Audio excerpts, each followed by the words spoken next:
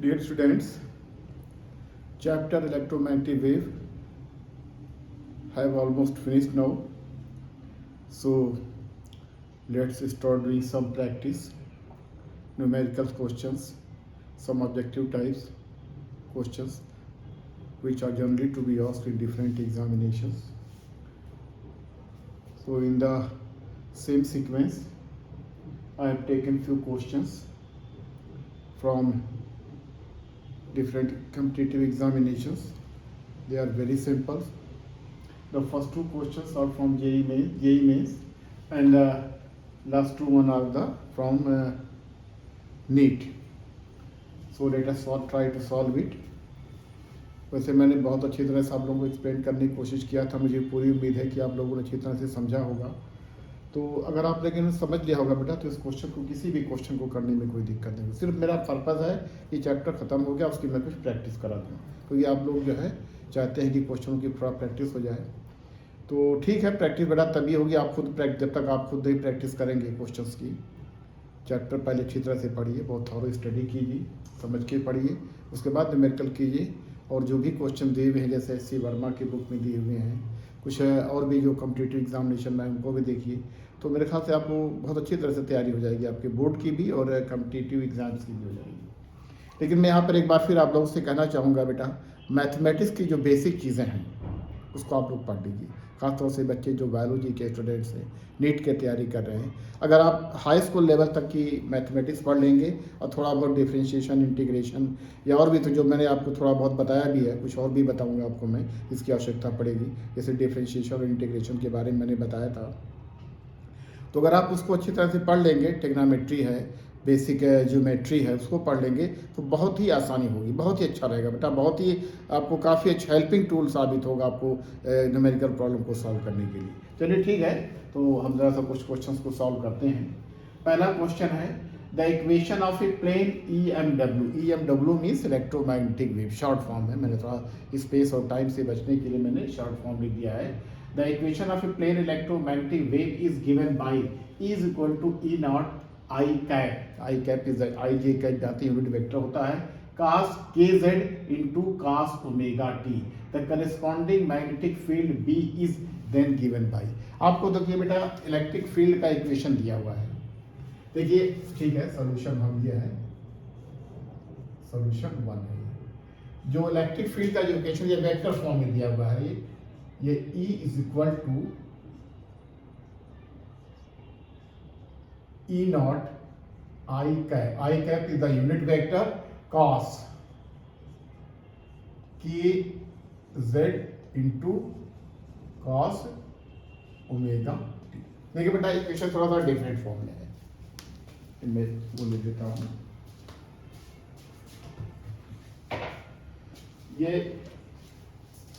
ये जो इक्वेशन है कुछ दूसरे फॉर्म में लिखा हुआ, अभी तक आपने पढ़ा होगा, जो इलेक्ट्रोमैग्नेटिक वेव का जो इक्वेशन होता है कुछ इस तरह से होता है, E is equal to E naught sine kx minus omega t, इस तरह पढ़ा होगा। इस तरह से मैग्नेटिक फील्ड का जो इक्वेशन होता है वो होता है B naught sine kx minus omega T, ये होता है।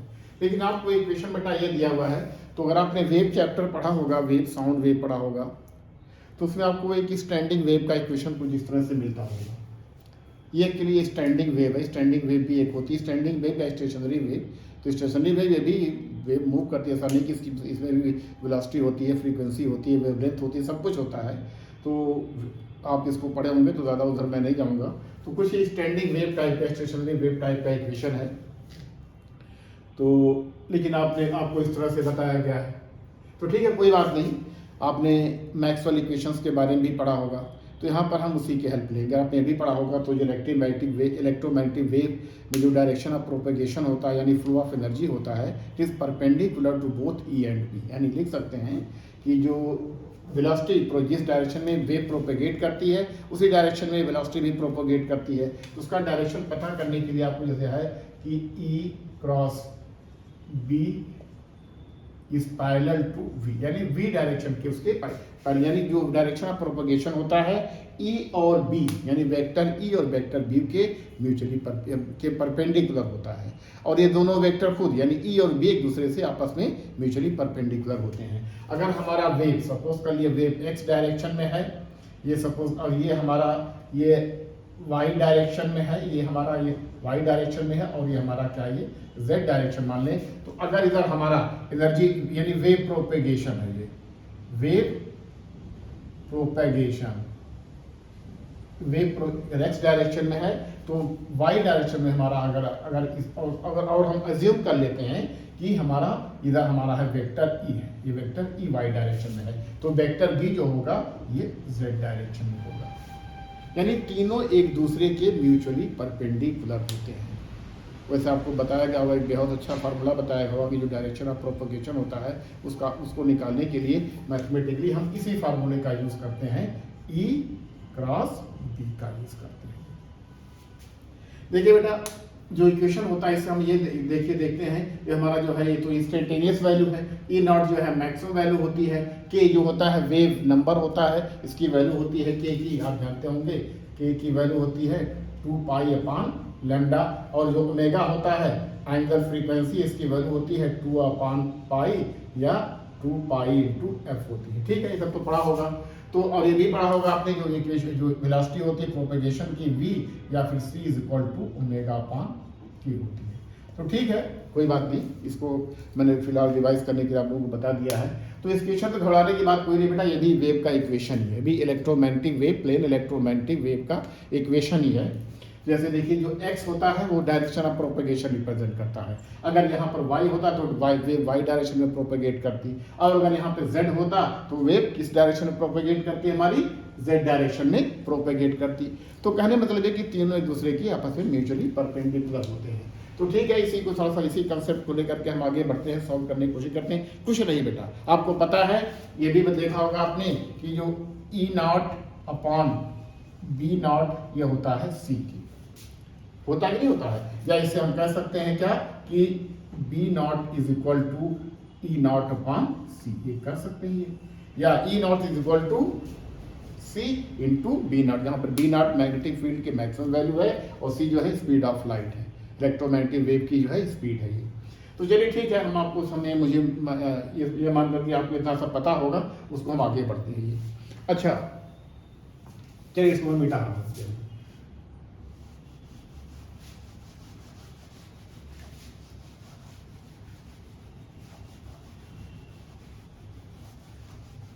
तो बेटा देखिए, यहाँ पर एक है, इस इक्वेशन को देखने से पता चल रहा है ई नॉट आई, देखिए यहाँ साइन हो चाहे कॉस, दोनों में अगर इक्वेशन साइन के फॉर्म है ई का, तो बी का भी साइन के फॉर्म में होगा, और कोई फेस डिफरेंस नहीं होता है। तो चलिए ठीक है, अब यहाँ पे देखिए बेटा, इस इक्वेशन को देखने पता चलता है ई इज इक्वल टू यानी vector E is equal to E naught vector I cos K Z into cos omega T, cos omega T. तो इस वेक्टर को देखने से पता ये चलता है कि जो हमारा डायरेक्शन ऑफ फ्लो है, यानी एनर्जी फ्लो या वेलोसिटी की डायरेक्शन या वेव प्रोपेगेशन की डायरेक्शन क्या है, वो देखिए यहाँ पर है के जेड के, इसको वेव नंबर से मत कंफ्यूज कीजिए, ये वैसे है वेव नंबर है ये, और यहाँ पर है जेड लिखा हुआ है, यहाँ पे क्या लिखा हुआ है, जेड लिखा हुआ है। तो इससे ये पता चलता है कि हमारी जो वेव प्रोपेगेट कर रही है जेड डायरेक्शन में प्रोपेगेट कर रही है, यानी हमारी इस डायरेक्शन में। जैसे अगर ये हमारा है ये है एक्स है और ये वाई है, तो वेव हमारा किधर जा रही है, जेड डायरेक्शन में जा रही है। यानी direction of propagation of wave, इसमें ये पता चल रहा है direction of propagation is in z direction, in Z direction. इस इक्वेशन को देख के पता चल रहा है कि डायरेक्शन ऑफ प्रोपेगेशन हमारा किस डायरेक्शन में है, जेड डायरेक्शन में है। और ई का जो है direction, direction of E, direction of E ये है इन, देखिए आई वेक्टर क्या कर रहा है, ये है एक्स डायरेक्शन में। किसमें है ये, एक्स डायरेक्शन में। एक्स डायरेक्शन में अगर हम यूनिट वेक्टर देखना चाहें तो ये हो जाएगा आई डायरेक्शन, ये एक्स एक्सिस या एक्स या इसको एक्स आई डायरेक्शन, यानी I direction is the unit, I the unit vector along the X direction. देखिए बेटा ये हमारा हो गया, यानी इधर हमारी वेव प्रोपोगेट कर रही है, इधर हमारी क्या कर रही है, ये वेलोसिटी यानी एनर्जी, ये हमारी क्या है, इधर से वेलोसिटी देखा जाए, वेलोसिटी ऑफ प्रोपोगेशन या एनर्जी की डायरेक्शन, एनर्जी फ्लो का डायरेक्शन है ये। तो इधर हमारी क्या होगी, ये हमारी हो जाएगी ये बी। तो अब देखिए बेटा हमारा जो ई है हमारा आई डायरेक्शन में है, और अब एक फार्मूला, जो फार्मूला आपको बताया गया है, डायरेक्शन ऑफ प्रोपेगेशन जो होता है, डायरेक्शन ऑफ प्रोपेगेशन जो निकालते हैं ये ई क्रॉस बी से निकालते हैं, ई क्रॉस बी से निकालते हैं। अब देखिए ये हमारा किस डायरेक्शन में है, इस इक्वेशन को देख करके अंदाज पता लगा सकता है आई हमारा किस में आई है, आई डायरेक्शन में है, आई डायरेक्शन, आई कैप। और बी जो हमारा मान लिया, ठीक है बी ऐसे रहने दिए, बी हमें नहीं पता, बी नहीं पता, ये बी है ये। तो अब डायरेक्शन ऑफ प्रोपेगेशन हमारा किस डायरेक्शन में है, जेड डायरेक्शन, यहाँ क्योंकि के जेड है, के Z means Z direction, Z axis में, यानी वेक्टर हमारा क्या है, उधर हमारा के है, ये हमारा ये है वेक्टर के, यानी यूनिट वेक्टर के है ये, ठीक है, ये तो आप जानते ही होंगे। तो जो बेटा बी होता है आप जानते होंगे, आपने वेक्टर में पढ़ा होगा, यूनिट वेक्टर जब बताया गया होगा आपको, ये बताया गया होगा, अगर ये हमारा आई है, ये हमारा जे है, ये हमारा के है, तो I into J, I cross J is equal to K, unit vector, सब में यूनिट लगा, कैप लगा दीजिए। और ये देखिए जे क्रॉस के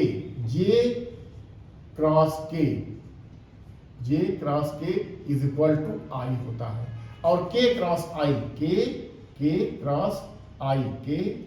आई ये बराबर होता है ये जे के होता है, किसके होता है, ये जे को पढ़ा होगा। अच्छा अगर इसका उल्टा कर दिया जाए तो माइनस साइन लग जाता है, यानी I cross K is equal to minus J, K cross J is equal to minus I, तो इस तरह से क्या लगता है, ये माइनस साइन लग जाता है जब उल्टा कर देते हैं। तो देखिए बेटा हमें क्या करना है, ये हमारा वेव प्रोपेगेट कर रही है के डायरेक्शन में, और ई जो है चल रही है आई डायरेक्शन में, तो जाहिर सी बात है I into B is equal to K, यानी बी का जो डायरेक्शन होगा किसमें होगा, तभी तो देखिए आई इंटू जे, यही तो के होता है ना। और जो वेक्टर का फार्मूला बता, जो क्रॉस प्रोडक्ट होता है यूनिट वेक्टर का, उसके यही होगा, यानी जो हमारा जो डायरेक्शन ऑफ बी होगा वो क्या होगा, हमारा किस डायरेक्शन में होगा, यानी जे के डायरेक्शन होगा, यानी वाई एक्सिस के अगेंस्ट होगा, यानी इधर हमारा क्या होगा, direction of B, direction of B. तो हमको ये पता चल गया बेटा कि जो जैसे कि वेव ट्रैवल कर रही है जेड एक्सिस में, ई जो है ट्रैवल कर रही है एक्स एक्सिस में, आई से पता चला है, और बी जो ट्रैवल करेगी किस में करेगी, हमारी वो जे में करेगी, आई इंटू है तो जे करेगी। तो देखिए बेटा इस तरह कोई बिंदा इसमें शॉर्ट आउट कर सकते हैं कुछ। तो देखिए बेटा ये जो जे, देखिए ये भी जे है तो ठीक है, बी का ठीक है, जे भी हो सकता है, ये है के, ये ऑप्शन बेटा बी तो नहीं हो सकता, ये ऑप्शन बी नहीं हो सकता, क्योंकि इसमें जो डायरेक्शन ऑफ वेव है, जो बी है, डायरेक्शन ऑफ वेव बी है, वो के डायरेक्शन में है, वो नहीं होगी, यानी अब ए में से होगा या सी में से होगा या किस में से हो, ये डी में से होगा। अब चलिए ठीक है, अब थोड़ा सा आगे बढ़ते हैं इसमें, बेटा एक डायरेक्शन बताने के लिए मैंने थोड़ा सा आप लोगों को किया था, अब थोड़ा सा आगे बढ़ते इसको सॉल्व करने की कोशिश करते हैं। इसमें कुछ है नहीं, यानी अब हमको क्या है, अब इससे हमें बी को हमने निकाल दिया, ऑप्शन बी हो ही नहीं सकता, क्योंकि बी जो है के डायरेक्शन में नहीं हो सकती है, बी होगी जे डायरेक्शन में,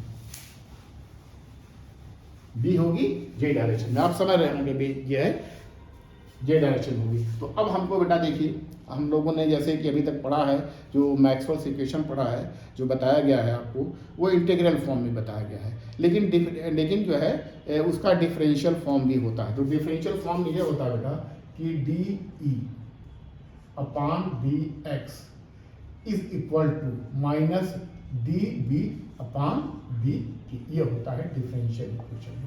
अच्छा अगर वेव एक्स एक्सिस की तरफ ट्रैवल कर रही है, अब क्योंकि यहाँ पर वेव जेड डायरेक्शन में ट्रैवल कर रही है, इसलिए हम क्या करेंगे, d E upon d z is equal to minus d B by d t, where E and B are the electric and magnetic field respectively। इसको बेटा ग्रेडियंट भी बोलते हैं, कहीं कहीं लिखा होता है डेल क्रॉस ई, कहीं कहीं ऐसा भी लिखा होता है कि del cross E is equal to minus d B by d t. ये मैक्सवेल का तो था थर्ड इक्वेशन, जो थर्ड इक्वेशन था आपका, जो थर्ड इक्वेशन आप इस तरह लिखते थे ना कि E dot d l is equal to minus d, sorry यहाँ पे लगा दीजिए, पूरा लगा दीजिए d phi E by d t. यही था ना मैक्सवेल का थर्ड इक्वेशन। ये इंटीग्रल फॉर्म में था, यही इक्वेशन का क्या हमारा है, ये डिफरेंशियल फॉर्म में है। तो दोनों में आपको याद करना पड़ेगा, डिफरेंशियल फॉर्म में भी और इंटीग्रल फॉर्म में भी याद करना पड़ेगा। तो चलिए ठीक है, यहाँ पे डायरेक्शन ऑफ प्रोपगेशन हमारा z है, तो इसलिए हम यहाँ पे डेल ई अपॉन, यहाँ पे ये देखिए बेटा एक्चुअली ये पार्शियल डिफरेंशिएशन है। ये क्या है, ये पार्शियल डिफरेंशिएशन है। तो यहाँ पर पार्शियल डिफरेंशिएशन है। इसको अब मैथमेटिक्स के बच्चे होंगे वो कुछ समझ रहे होंगे, लेकिन बायोलॉजी के बच्चे होते हैं, इसको आप ऐसे भी लिख सकते हैं, कोई बात नहीं। आप इसको आप चाहे तो ऐसे भी लिख दीजिए कि d E by d z is equal to d B by d t, ऐसे कर दीजिए, कोई बात नहीं, ऐसे कर दीजिए। तो चलिए ठीक है, इसको हम अब सॉल्व करने की कोशिश करते हैं। हमें एक आप ये तो पता चला कि बी हमारा ऑप्शन नहीं होगा, क्योंकि डायरेक्शन ऑफ प्रोपगेशन हमारा की डायरेक्शन नहीं हो सकती। डायरेक्शन ऑफ प्रोपगेशन हमारा होगा वाई एक्सिस में, जो यूनिट वेक्टर जे के, जिसके अक्रॉस यूनिट वेक्टर जे होता है, तो जिसमें जे लगा होगा वही वाला होगा ये। तो चलिए ठीक, हम इसको देखते हैं। तो हमारे पास है, अब इसको मैं मिटा दे रहा हूँ। अब देखिए,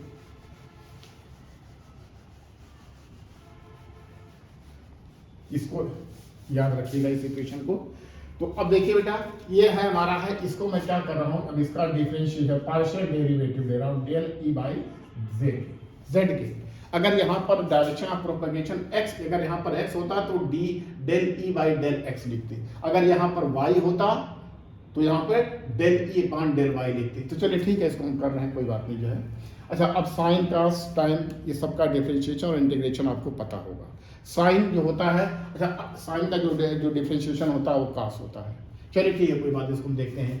अब जब हम इसको डेरिवेटिव, हम इसका सिर्फ बेटा मैग्नीट्यूड कंसीडर कर रहे हैं। अभी हम क्या कर रहे हैं, हमको डायरेक्शन से पता चल गया कि direction of B is in across the in y axis, यानी जे के अक्रॉस होगा, ये इसका डायरेक्शन होगा। तो चलिए हम इसको जो है फिलहाल अब मैग्नीट्यूड ले रहे हैं। तो अब देखिए ई नॉट तो कांस्टेंट है ये। अब ई नॉट, जब अब इसको अगर हम लोग डिफरेंशिएट करेंगे डेल बाई डेल जेड, तो ये जो हमारा है ये cos K Z into cos omega T.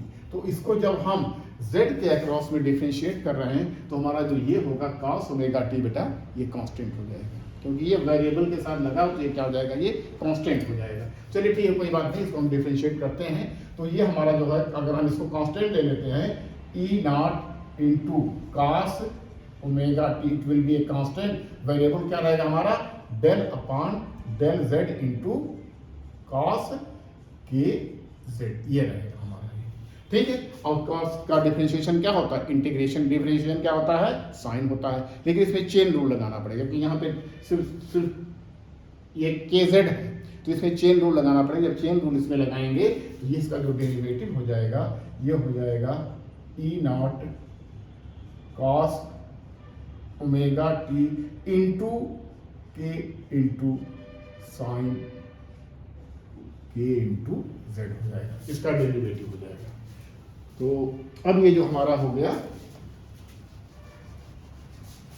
ये क्या हो गया हमारा, यानी ये आ गया हमारा del E upon del Z आ गया है, is equal to E naught, या इसको थोड़ा सा और अच्छा लिखिए, इसको कर दीजिए ई naught into K into cos omega T into sine K into Z. इसको ब्रैकेट में कर दीजिए, ब्रैकेट में कर वैसे ही बना सकते हैं। चलिए ठीक है, ये तो हो गया। अच्छा, अब हम मैक्सवेल से, अकॉर्डिंग टू मैक्सवेल इक्वेशन है, जैसे है ये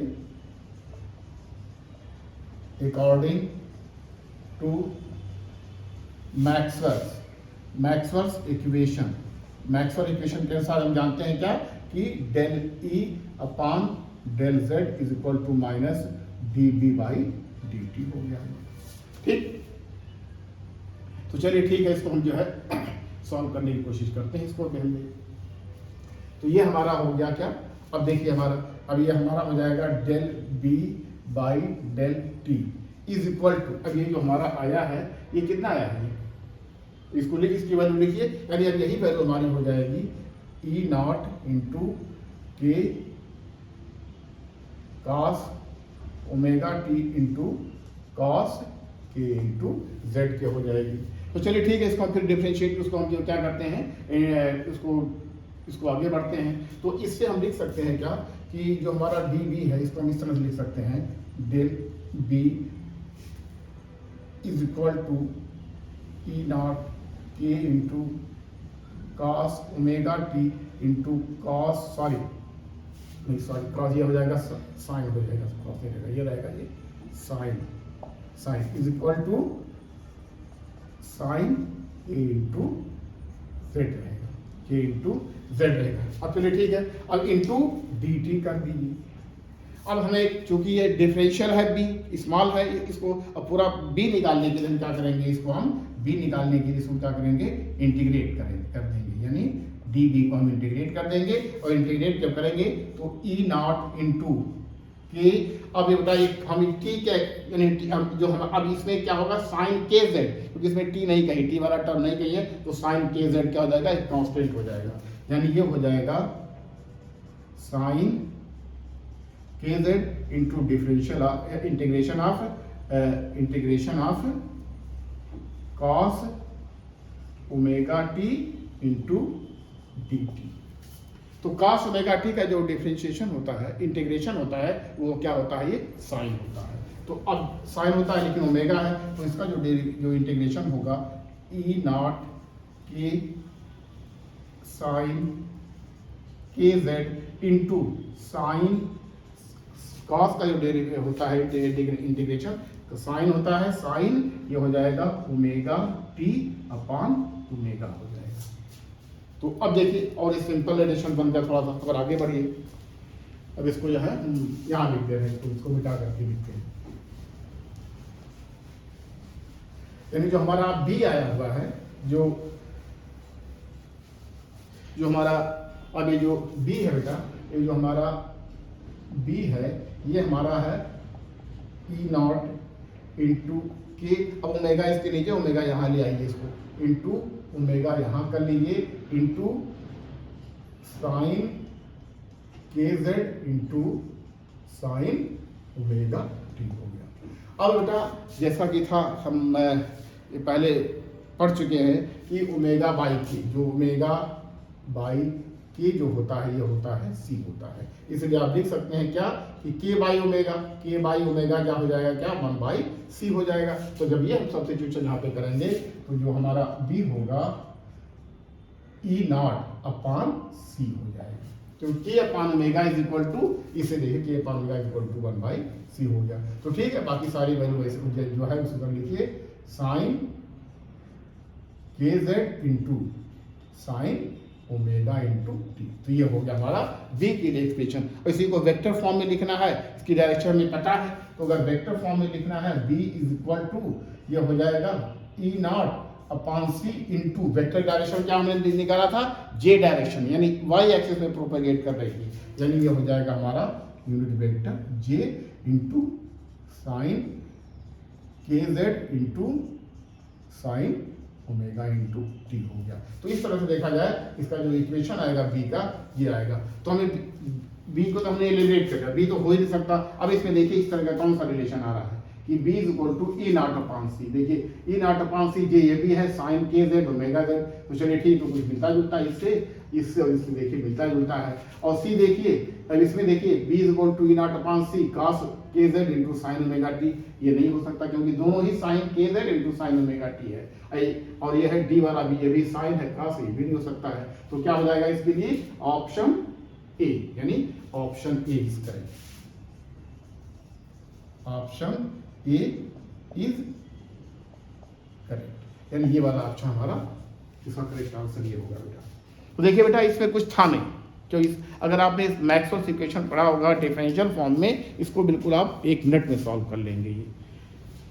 तो ठीक है, ये पहला क्वेश्चन का जो ऑप्शन होगा ये ए होगा, तो इसको हम मिटाते हैं। दूसरा क्वेश्चन देखते हैं, बहुत ही आसान है, बहुत ही सभी, तो उस पर ये भी ये 2019 में आया है। और ये क्वेश्चन नंबर 2 है कि red light differ from the blue light as day है, ये जेई 2021 का क्वेश्चन है। ये रेड लाइट जैसा कि इलेक्ट्रोमैग्नेटिक स्पेक्ट्रम पे अच्छी तरह से बताया गया, पढ़ा होगा आप लोगों ने। तो red light differ from the blue light as they have क्या different frequencies and different wavelength, different frequencies and same wavelength, same frequencies and different wavelength, same frequencies and same wavelength. इसमें क्या होगा, ये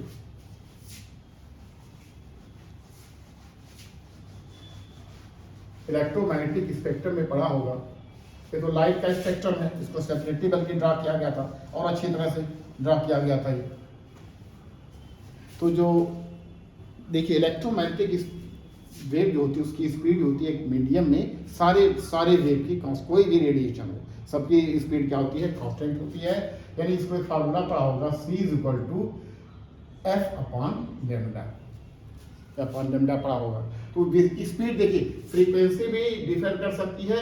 और ब्लू लाइट जैसा देखा आपने, blue light और क्या रेड लाइट आपने देखा होगा, स्पेक्ट्रम बनाया होगा तो सबसे ऊपर क्या कर रहा होगा, ये B रहा होगा, सबसे नीचे रहा होगा R। यानी R की वेवलेंथ सबसे ज्यादा थी और B की वेवलेंथ सबसे, यानी ब्लू की वेवलेंथ क्या थी, ये इससे ज्यादा थी। ये इसके ऊपर वायलेट था, इसके ऊपर क्या था, ये वायलेट था। तो जो रेड की जो वेवलेंथ होगी ब्लू लाइट से ज्यादा होगी, और इसकी जो फ्रीक्वेंसी होगी ब्लू लाइट की क्या होगी, ज्यादा होगी, और रेड की फ्रीक्वेंसी क्या होगी, कम होगी। यानी दोनों, यानी डिफरेंट वेवलेंथ भी होगी, डिफरेंट फ्रीक्वेंसी भी होगी, जिससे कि हमारा ये वाला फार्मूला जो है ये हमारा ये मेंटेन है। भाई अगर F ज्यादा है, अगर हमें C को कांस्टेंट रखना है तो अगर F ज्यादा है तो लैम्डा कम रहेगा, और लैम्डा ज्यादा है तो F को कम रखना पड़ेगा। तो इस तरह से हम कह सकते हैं रेड लाइट जो होती है, रेड लाइट की फ्रीक्वेंसी क्या होती है, कम होती है, और वेवलेंथ ज्यादा होती है, दोनों की डिफरेंट होती है। सेम तो कुछ हो ही नहीं सकता, सेम स्पेक्ट्रम में कुछ हो ही नहीं सकता है। यानी सारे स्पेक्ट्रम का वेवलेंथ भी अलग होती है, सबकी फ्रीक्वेंसी भी अलग, सारे स्पेक्ट्रम के लिए होता है, चाहे ग्रीन लाइट हो या ब्लू लाइट, कोई भी सबकी हो। अगर दो लाइट है, दो रेडिएशन है, दोनों का वेवलेंथ भी अलग होगी और फ्रीक्वेंसी भी अलग। जैसा कि आपने स्पेक्ट्रम का जो डायग्राम था उसको ड्रा किया गया, उसको आपने देखा होगा। तो क्या होगा, different frequencies and different wavelength होगी, यानी सबकी अलग अलग फ्रीक्वेंसी होगी, लेकिन उसकी वेलोसिटी क्या होगी, मीडियम में, एक मीडियम में कांस्टेंट होगी। तो इसलिए सबसे अच्छा आंसर क्या है, different frequencies and the different wavelength, different frequencies and the same length. Same तो कुछ हो ही नहीं सकता, दोनों डिफरेंट होगी। ये हमारा यानी आंसर ऑप्शन ए इसके लिए है। अच्छा, अब क्वेश्चन नंबर 3 जो है, क्वेश्चन नंबर 3 थोड़ा सा ये न्यूमेरिकल टाइप का है। ये क्वेश्चन अभी 2024 में भी आया, पिछले साल भी आया है, थोड़ा डाटा चेंज कर दिया गया है। इस तरह न्यूमेरिकल कई बार आया है और सिर्फ यही इसी वेलोसिटी वाले फार्मूले पर आई है। देखिए an electric charge oscillate with A frequency of 10 megahertz, यानी आपको फ्रीक्वेंसी दी हुई है, फ्रीक्वेंसी F = 10 मेगाहर्ट्ज। तो 10 मेगाहर्ट्ज मींस 10 × 10⁶ हर्ट्ज हो गया, ठीक है। तो रेडिएशन इमिटेड विल हैव, इसकी वेवलेंथ कितनी होगी, यानी हमें वेवलेंथ लैम्डा इसकी कितनी होगी, ये वाला फार्मूला लगाइए आप। एक मीडियम अगर है तो मीडियम में जो है उसकी जो स्पीड का जो फार्मूला है C = F/λ, इसी को लगाइए। तो C जानते हैं C की वैल्यू कितनी होती है, C की वैल्यू होती है 3 × 10⁸, यानी जो C = F λ × F होता है, लैम्डा × F। F को क्या करते हैं, F को बेटा कहीं कहीं न्यू भी लिखा जाता है, यानी लैम्डा × न्यू होता है। तो ठीक, कोई बात, कुछ भी लिखा क्या है, हमें आप क्या पता करना, आपको वेवलेंथ पता करनी है। तो लैम्डा = C/F हो जाएगा। C की वैल्यू दी हुई है 3 × 10⁸, और जो F की जो वैल्यू है, F की वैल्यू कितनी है ये 10 मेगाहर्ट्ज है। ये कितनी वैल्यू है, ये 10 मेगाहर्ट्ज है, 10 मेगा, यानी 10 × 10⁻3 सॉरी 10 × 10⁶ है। इसको देख लीजिए, फिर आप इसको कर सकते हैं आसानी से, बहुत आसानी से हो जाएगा। देखिए इसको ये फ्रीक्वेंसी दी हुई है, हर्ट्ज में कन्वर्ट कर लिया, वेवलेंथ होती है, तो इसको आप लिख सकते हैं कितना, 300 × 10⁶/10 × 10⁶, ये कट गया 10 × 30, यानी 30 मीटर आ जाएगी। इसकी वेवलेंथ कितनी आएगी, ये 30 मीटर, यानी ऑप्शन C है, 30 मीटर आएगी, यानी लैम्डा जो आएगी ये 30 मीटर आएगी। बेटा इस तरह क्वेश्चन कई बार आया है, मेरे ख्याल से हमेशा रिपीट कर देता, डाटा अलग भले चेंज कर दे, तो कभी वेवलेंथ दिया तो फ्रीक्वेंसी पूछ लेगा, या फ्रीक्वेंसी दिया तो वेवलेंथ पूछ लेगा। अभी 2024 में सेम क्वेश्चन था, लेकिन डाटा थोड़ा सा चेंज था। तो ये नीट में आ चुका है, ये नीट कभी आया है, लेकिन 2024 में भी एग्जैक्टली सेम फार्मूले पर था, कोई वो नहीं था। फ्रीक्वेंसी बल्कि मेगाहर्ट्ज में दी हुई थी, फ्रीक्वेंसी दी हुई थी, आपको वेवलेंथ निकालना था। तो चलिए ठीक है, ये भी हो गया आपका। हाँ, ये इसके लिए ऑप्शन नंबर 330 मीटर, उसकी जो वेवलेंथ होगी कितनी होगी, ये 30 मीटर होगी। अच्छा, क्वेश्चन नंबर 4 है, biological importance of ozone layer is. Ozone layer में इसके लिए आपको जो थोड़ा सा मैं किताबों में मैंने कहा था पढ़ लीजिएगा, जो एटमॉस्फेयर में जो रेडिएशन आता है सन का, ये बहुत ही इंपॉर्टेंट चीज़ है। क्योंकि अगर रेडिएशन सन से रेडिएट होकर के आपको एनर्जी नहीं मिलती तो लाइफ पॉसिबल होती ही नहीं। तो जो एटमॉस्फेयर है, तो इसका जो थोड़ा यहाँ बताना चाहूँगा, थोड़ा आपके नॉलेज को इन्हेंस करने के लिए बताना चाहूँगा कि जो एटमॉस्फेयर होता है, इसका जो फैलाव है ऊपर तक 300 किलोमीटर तक है। इसको ज़रा सा ध्यान से सुनिएगा इस बात को, कि जो एटमॉस्फेयर का जो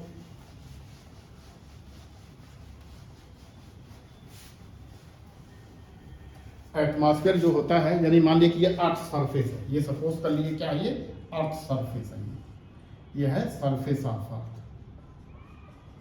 सरफेस ऑफ अर्थ, ये अर्थ का सरफेस है। तो इससे 300 किलोमीटर तक है, इसका 300 किलोमीटर तक, अप टू 300 किलोमीटर तक एटमॉस्फेयर जो है फैला हुआ है। लेकिन इसकी कई लेयर, जिसको कई लेयर में डिवाइड कर दिया, 4 लेयर में डिवाइड किया गया है। और जो लेयर का जो डिवीजन किया गया है, कोई शॉर्ट बाउंड्री नहीं कि इतने तक होगा। जनरली क्या होता है, 12 किलोमीटर तक, ये जो है ये 12 किलोमीटर तक, 12 किलोमीटर तक होता है। इसको बोलते हैं ट्रोपोस्फीयर, इसका नाम होता है ट्रोपोस्फीयर। क्वेश्चन तो डायरेक्टली हो जाएगा, लेकिन थोड़ा मैं आपको बताना चाहूँगा, थोड़ा सा किताब में पढ़ लिया तो अच्छी तरह सुनाएगा। फिर 12 से लेकर के 12 से ऊपर तक जो होता है, ये 80 किलोमीटर तक स्ट्रेटोस्फीयर,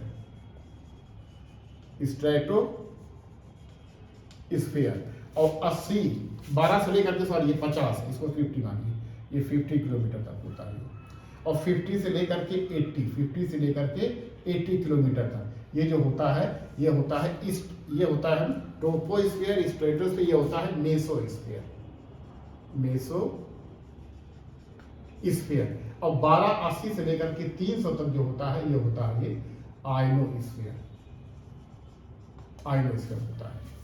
सबसे टॉप जो लेयर कहलाती है आयनोस्फीयर कहलाती है। ये बाउंड्री कोई शार्प बाउंड्री नहीं, कहीं 12 से लेकर कहीं 20 लिखा है, कहीं इसको 80 लिखा जाता है, कहीं इसको 100 लिखा जाता है, फिर उसके बाद 300 जनरली 300 किलोमीटर तक ही माना जाता है कि एटमॉस्फेयर जो है हमारा है। वैसे इसकी जो डेंसिटी होती है यहाँ पर बहुत कम हो जाती है, 10⁻1 होती है, यहाँ पर 10⁻⁻2, यहाँ पर 10 बहुत, जैसे जैसे ऊपर जाएंगी यहाँ की डेंसिटी क्या होगी, कम होती जाएगी। जो रेडिएशन सन से निकल करके आता है तमाम तरह को, डिफरेंट फ्रीक्वेंसी का होता है, डिफरेंट वेवलेंथ का होता है, उसमें कुछ इंफ्रारेड होते हैं, कुछ अल्ट्रा वायलेट होते हैं, कुछ विजिबल लाइट होते हैं, कुछ एक्सरेज का भी होता है।